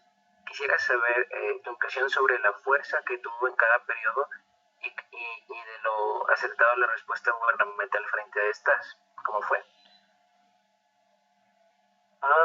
Por ejemplo, una de las huelgas del PUC lo que pedía era que se aumente el salario básico sin finitud. Y lo que hizo el gobierno fue aumentar un poco el salario básico como un 10%, y luego, al final del periodo, el salario básico llegó a los 10.000 sucres. Y la huelga del PUC fue la del 86. Entonces, realmente la respuesta del Estado no era una respuesta relativamente negociada. Como les decía, al menos en estos 2 periodos de gobierno, el proceso de gobierno no es un proceso realmente democrático, es un proceso con una democracia que impone a través de la fuerza las decisiones de política pública. Al menos el gobierno de Cedrés Cordero, en todos los temas de política pública que va a manejar el Ejecutivo, es así. Por eso es tanto que incluso el ejército, bueno, no todo el ejército, no toda la Fuerza Armada, se levanta, pero sí ciertos sectores de la Fuerza Armada. Y a pesar de eso también había una fuerte oposición civil. Entonces, tú puedes ver que este proceso no es un proceso negociado, no es un verdadero... Este es un tema recurrente igual en la política de Ecuador. No hay un proceso de verdadero diálogo y negociación entre las partes, sino un proceso de imposición. El sector público no negocia, lo que hace es dar concesiones. Justamente, por ejemplo, ahora tenemos el tema del subsidio que aumentó a 15 centavos para las gasolinas. Este no fue un tema negociado, fue un tema de que el sector público dio primero los 10 centavos y luego los 5 centavos adicionales como un tema de concesión. No fue un tema de, a ver, usted me ofrece 40, yo le presto 10, lleguemos a un punto medio o lleguemos a los 5. No negociaron, fue un tema que pudo haberse concretado por medio de la conferencia episcopal ecuatoriana, y este es un tema recurrente en todos los procesos, va a ser recurrente en este proceso. Tal vez el único periodo donde va a ser un poco más democrático es en el periodo de Borja, por el tema de que Borja se considera a sí mismo y a su partido como un partido socialista democrático. Pero a pesar de eso, Borja impone políticas económicas de corte contrario a lo que profesa. Políticas económicas de libre mercado, de aperturismo comercial, de pago de la deuda externa y otras cosas. Pero en la parte social, Borja realiza otra política y escucha, por ejemplo, los sectores indígenas. Uno de los pocos periodos donde realmente hubo una negociación entre las partes para llegar a un acuerdo en común.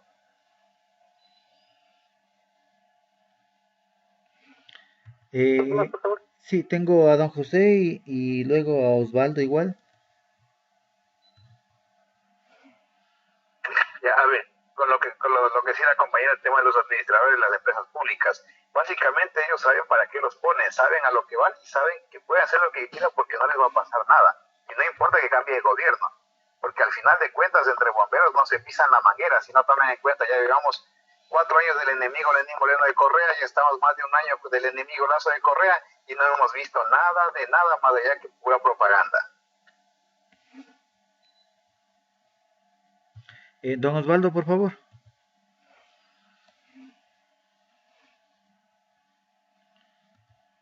¿Está con el micrófono apagado, don Osvaldo?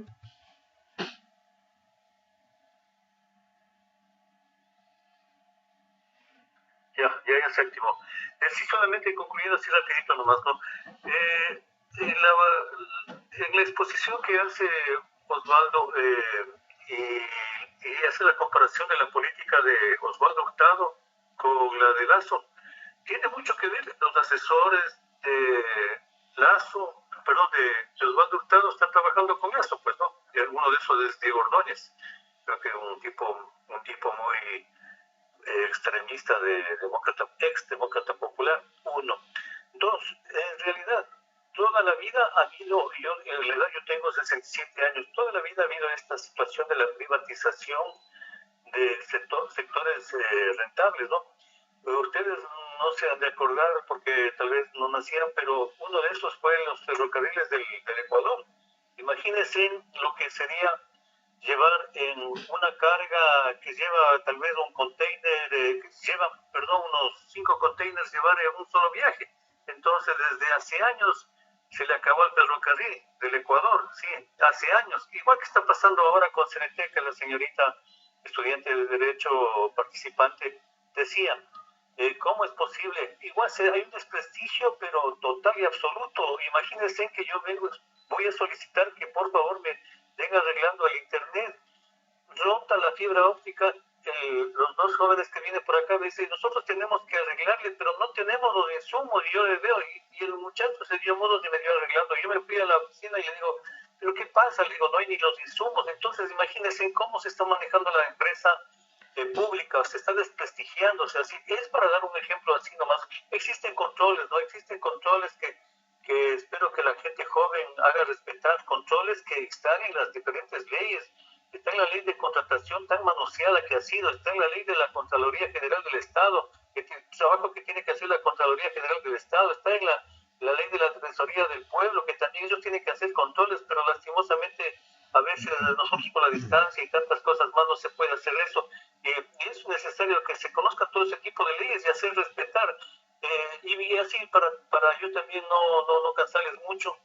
Muchos de los políticos que ahora son dueños de los partidos, sus papacitos comenzaron como ministros, algunos en los tiempos de Velasco Ibarra, uno de esos fue ministro de gobierno, y de ahí sacaron un poco de dinero y construyeron el famoso partido que maneja Guayaquil, ¿sí? Y hasta el día de hoy, ¿sí? Entonces es una corrupción total que ha venido desde que se creó nuestra república. Imagínense que Juan José Flores, para poder ser candidato, puso un número determinado de pesos que no alcanzaba nadie más, y él era analfabeto y además de eso venezolano. O sea, bueno, pero producto de todas esas sinvergüencerías, todas esas cosas, es el resultado hasta ahora. Tanto dinero que se han llevado el mismo gobierno de Osvaldo Hurtado, un presupuesto del Estado más de 100.000 millones de dólares, y todavía tienen el cinismo de decir que han hecho bien por el Ecuador. Bueno, disculpen, es mi punto de vista. Muchas gracias. Y yo me despido, señores. Muchas gracias. Hasta luego. Gracias. José Terán.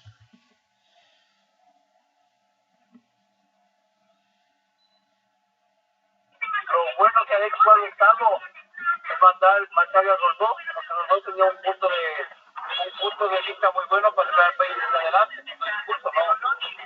Lo que le hicieron era matar a los dos como el FMI y la CIA para ver cómo está el país. Y ya una semana venden lo privado y lo público, lo privado. Entonces los dos tenía otra forma de gobernanza. Lo bueno que hizo el Estado fue mantener a los dos con el helicóptero y la CIA para que no tengan en la lona, ¿no? Porque se ve que en la lona, sin nada. Gracias. Continuemos, Osvaldo. Seguimos. Bueno, para ya finalizar tenemos otra cosa más. Antes del proceso de la base de Manta, que fue un proceso diferente, también en el gobierno de Febres Cordero se permitió que ingresen 6.000 reservistas de Estados Unidos al país. La lógica de esto era justamente que los reservistas ayudaran en el proceso de reconstrucción después del terremoto. Ellos adquirieron la obligación voluntaria de construir una carretera. Finalmente, después de 6 meses, lo que se construyó de la carretera, que iba a ser de 15 kilómetros, fue 2.2 kilómetros. Una carretera que realmente estaba en pésimas condiciones y luego no conducía a ningún espacio. Lo que se especuló en ese momento fue que los reservistas vinieron a entrenarse en territorio selvático ecuatoriano, justamente para poder enfrentar el tema de Nicaragua, que estaba en ese momento en su revolución. Luego de eso tenemos que todavía se mantienen otras 2 huelgas más, en 1987 y en el 88. Y un tema importante es que la Comisión Ecuménica de Derechos Humanos, la CEDU, calcula para el año 1988 que hubo 150 muertes en el gobierno de Febres Cordero, 5 desapariciones, 250 casos de tortura, 100 casos en los que estuvieron incomunicados de las personas detenidas, 500 arrestos ilegales y 85 casos de violación domiciliaria. ¿Esto qué implica? Un irrespeto constante en todo el periodo de Febres Cordero a los derechos elementales de las personas y también de la propiedad. Ahora, la pregunta que me había quedado pendiente era justamente responder la fuerza de las manifestaciones. Pues son elementos que hay que tener en consideración, pero finalmente no tuvo la fuerza que tuvieron manifestaciones más que van a tener más adelante. Por ejemplo, la que termina con el gobierno de Abdalá Bucaram, la que termina con el gobierno de Maguad y la que termina con el gobierno de Lucio Gutiérrez. Son manifestaciones que, si bien tienen cierto grado de representatividad y logran alterar la tranquilidad y la cotidianidad de la sociedad ecuatoriana, no tienen un peso profundo en el sistema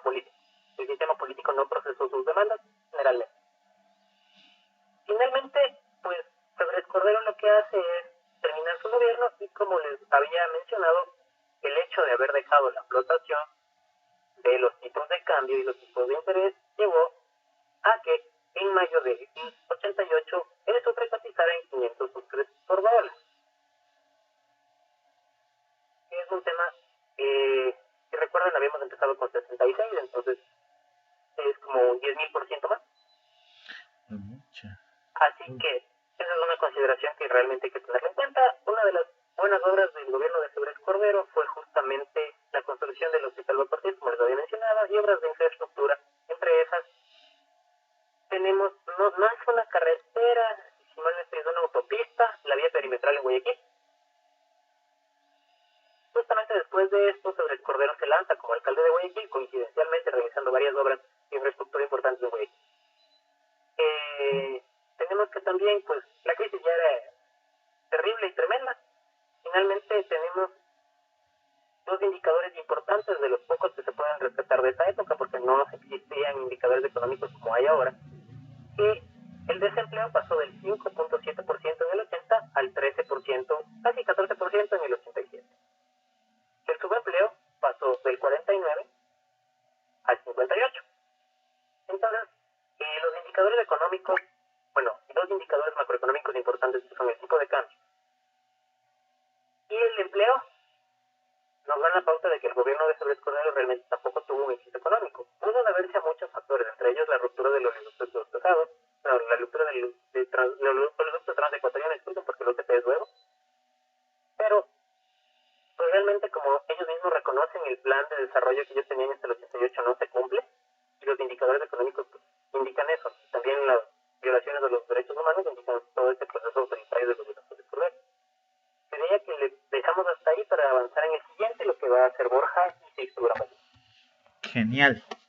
Bueno, antes de empezar con las preguntas y comentarios, creo que muy clara tu exposición del tema. Felicitarte igual a nombre de Pedro José, y creo que igual a nombre de todos los que están aquí, porque todos nos quedamos muy satisfechos y lo bueno es en recordar estos casos de la historia, ¿no? Para no caer en lo mismo. Pero como nos dice igual don José, como nos dice igual José Terán, como nos decían algunos, o sea, hemos venido viendo a Yamil Mawad, hemos venido viendo a León Roldós, hemos venido viendo a todos estos personajes desde hace años y siguen en el gobierno. Y es como tú decías, Pedro José, siempre les recalca eso de que están los de la ADP incluidos igual en el gobierno actual de Guillermo Lasso. Entonces es interesante ver cómo este tipo de gente se puede seguir manteniendo en el poder, o sea, seguirse lucrando, seguirse enriqueciendo. Vamos viendo igual las catástrofes que existen en las empresas públicas, como justamente nombraba Alexandra acerca de lo que es de CNT. Si recordamos, bueno, igual hablaron de Correos del Ecuador, del ferrocarril. Si por ahí nomás nos acordamos también de TAME, igual, que también fue otro chanchito para llevarse a la casa, o sea, y vamos dándonos cuenta, ¿no? De la calidad moral que hemos tenido de gobernantes y que seguimos eligiendo, o sea, y que siguen estando en los puestos. Entonces es algo muy necesario de conocer y de recordarnos. Eso de mi parte, y agradecerte igual. No sé, ¿alguien de pronto quiere comentar algo, quiere preguntar algo, quiere acotar alguna cosa? Está abierto. Don José. Bueno, yo por mi parte, como siempre, agradecer porque es un muy buen tema, se ha ido llevando, y yo también con los compañeros que se ve que van unidos el grupo, van preguntando y se va aprendiendo. El último compañero que expuso que por sus años básicamente vivió la situación y lo estaba contando, y muy importante ese tipo de aportaciones, porque como dicen, nosotros somos un poco más jóvenes y no vimos eso. Ellos estuvieron ahí. Muy importante eso, y muy bueno el tema. Muchas gracias por ese lado, y a esperar el siguiente tema para tratar de ver qué más vamos aprendiendo. Gracias, don José. ¿Alguien más de pronto algo? Bueno, creo que no hay preguntas, es porque en el transcurso del taller igual fueron preguntando, ¿no? José, dale, José. Yo le agradezco, ¿no?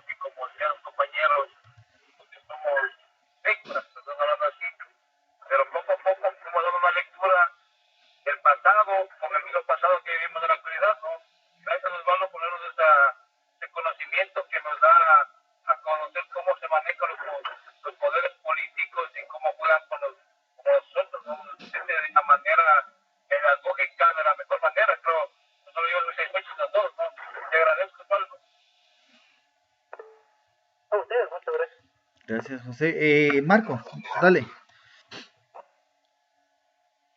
De igual manera, por mi parte, agradecerle a Osvaldo por esa explicación que nos ha dado. Y como tú dices, Marlon, durante el transcurso de la exposición hemos estado preguntando y todo bien comprensivo. Mucha experiencia en el tema por parte de Osvaldo. Gracias, Marco. Y creo que eso es importante, ¿no? Porque de lo que igual siguen aportando todos ustedes, igual como asistentes acá, también vamos aprendiendo y vamos conociendo. Entonces creo que ha sido muy interesante igual los comentarios de ustedes, las experiencias, lo que les ha pasado. Entonces igual, si es que no hay nada más, por hacerles acuerdo que los talleres están grabados en YouTube, igual siempre se pasa las grabaciones a los grupos de Quinto Poder de todas las provincias. De pronto en el chat les dejé mi número de celular de alguien, si es que no le han mandado todavía algún certificado de los módulos anteriores, porque a veces me sé olvidar, entonces bueno, ya de los que puedo ya les sigo enviando al WhatsApp o al correo, pero de pronto si es que me olvido de alguien, por favor me escribe nomás y me hace acuerdo y le enviamos. Entonces, si no hay nada más que decir, nos veríamos el día sábado para continuar igual con el módulo de lo que es historia de la política del Ecuador, que muy interesante, sinceramente. No sé, ¿algo más de pronto? Creo que no. Entonces, Osvaldo. ¿De quién toca ver en los siguientes? ¿De quién toca ver? Once y Sixto. Ahí vamos a hablar de la hora de Sixto, me supongo. De esa sí me acuerdo. Sí, del señor Dají, que ahora es experto en todo. No, es cierto. Está apoyando de Mira, cerca de todo. exacto, a eso nos vamos. O sea, está Dajid, está como es León Roldós, está como decían ustedes igual, Hurtado, y ellos se siguen manteniendo, o sea, están en la televisión, son expertos en política, son expertos financieros, son unos capos, mira, y le siguen dando audiencia. Edwin, dale. Buenas noches. Buenas noches. Antes que nada, agradecer, no sé si me escucha. Sí, nos escuchamos fuerte, claro. Agradecer a Osvaldo por compartir el conocimiento, un poquito de una cuña publicitaria, no sé si se puede decir así. Hay un pequeño programa en el YouTube, Historia Viva, que revísenle así como le ponen y van a ver que hay videitos de nuestra política ecuatoriana, que es muy sorprendente. La verdad es nos dan también a verlo de una manera más didáctica también, junto con el conocimiento que nos van compartiendo. Historia Viva, le buscan en el YouTube, hay una serie de videos amparados en la cuestión de la historia. Y para un poquito aportar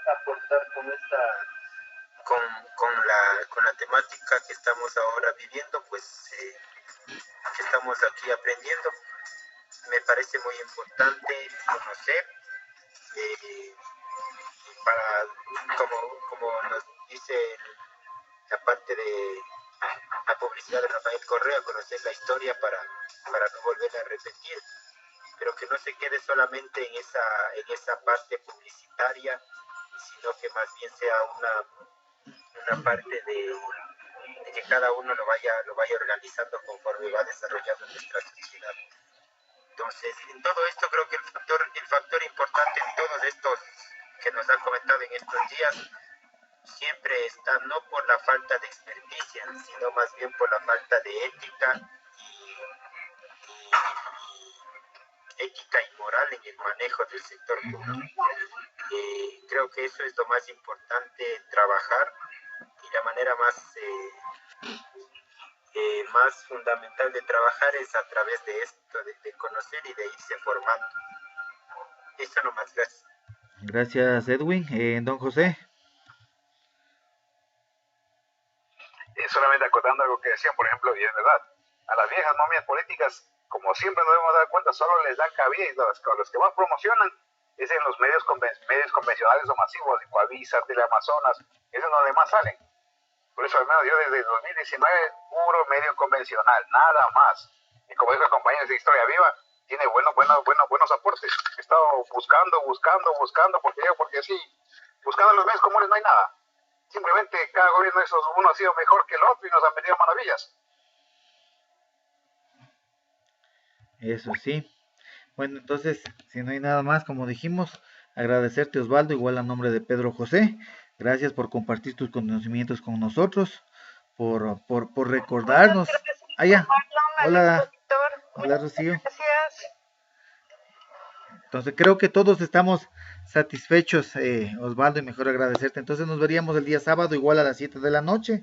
Ya saben, igual se pasa la publicidad en Facebook, en TikTok, en YouTube, igual en los grupos de lo que es WhatsApp. Así que nos vemos el día sábado y un abrazo con todos. Una buena noche si es que ya no hay nada más. Que tengan buena noche, gracias por asistir. Gracias, Marlon. Gracias a todos. Chau, chau. Una buena noche a todos.